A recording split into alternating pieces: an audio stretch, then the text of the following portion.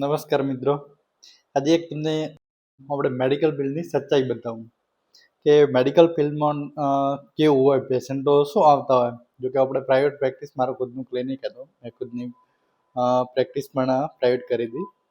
તો એક જો કે પહેલાં જે ગામડાના મારું ક્લિનિક હતું એ બાજુના જે પેશન્ટો હતા એમાં ખાસ કરીને જો તાવ આવે, શરદી, ખોંચી, ઝાડા, ઉલટી જે પણ હોય, જે પહેલો જ પેશન્ટ આવે ને એટલે એમ જ કહેતો, સાહેબ કીડિયાવાળું ઇન્જેક્શન આપો તો બધું મળશે.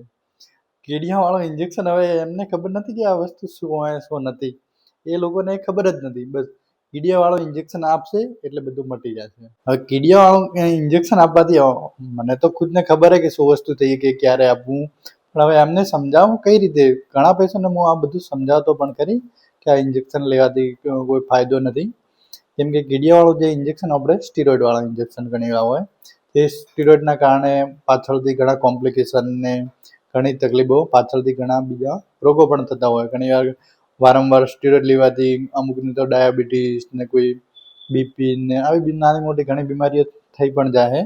ઘણી પછી વધારે એનાથી પણ સ્ટીરોઇડ ચાલુ રહેતું હોય તો ચામડીના રોગો પણ ઘણા થઈ જાય.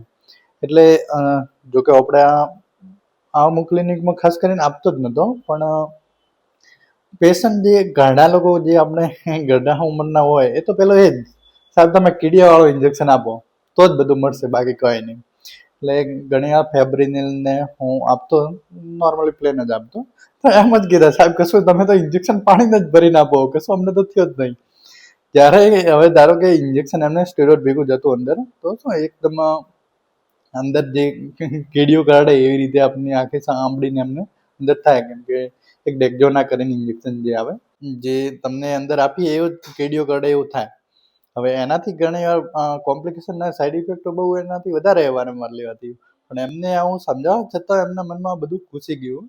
એટલે આવું નથી હોતું, ભલે જલ્દી ન મટે. વગર કામે જો જરૂર હોય તો જ સ્ટીરોઇડની આ દવા બધા ડૉક્ટરો એ જ કરતા હોય, પણ સામેથી તમે કહો કે અમને આ મળતું જ નથી એવું હોતું નથી. કે પછી શું, એ તમે વારંવાર સ્ટીરોઇડ લો તો પછી એની આદત પણ પડી જાય. સ્ટીરોઇડની જલ્દી આદત પડતી હોય, કેમ કે પછી તમારે કોઈ દવા અસર જ ન કરે. એટલે જોકે ડૉક્ટરોને બધે એમની રીતે દવા કરતા જ હોય, જરૂર પડે તો કોઈ સ્ટીરોઇડ આલવું જ પડે તો આપતા જ હોય. પણ જે આપણે ડૉક્ટર ચેક કરે અને એમને લાગે કે ના ખરેખર સ્ટીરોઇડની જરૂર છે તો પછી આપવું જ પડે. પણ સામેથી એ ઘણા લોકો કે એ થોડું અજીબ છે, સ્ટીરોઇડની ક્યારે જરૂર પડે, ખાસ કરીને તો કે કોઈને અસ્થમાની બીમારી હોય, વારંવાર એલર્જી છે, તો એમાં સ્ટીરોઇડનો રોલ સારો હોય તો આપતા પણ હોય.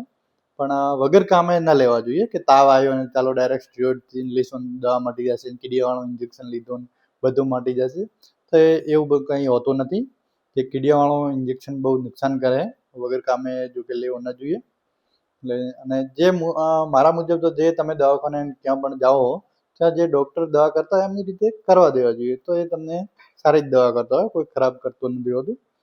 પણ ડાયરેક્ટ જઈને આપણે કહીએ કે ઇન્જેક્શન કીડિયાવાળો, તો આવું ન કરવું જોઈએ. બરાબર. તો ખાસ કરીને એના માટે જ આ વિડીયો હતો. અને બીજું કે ઘણાને એવું જ હોય, અમુક વાર ત્યાં નાના છોકરામાં હું જોતો પેશન્ટ આવે સાહેબ ડાયરેક્ટ નસ આપી દઉં તો બધું મટી જશે, ખાંસી ને બીજું. એવું નથી હોતું કે ડાયરેક્ટ અંદર ઘણી વાર આપણે જોઈએ સ્ટેથોથી ચેક કરતા હોઈએ કે અંદર કફને આપણે સાઉન્ડ સંભળાતા હોય તો જ નાશની જરૂર પડતી હોય. પણ ઘણા લોકોને એવું જ હોય કે નાશ ખાંસી આવે એટલે નાશ આપી જ દેવું જોઈએ, તો એવું પણ નથી હોતું.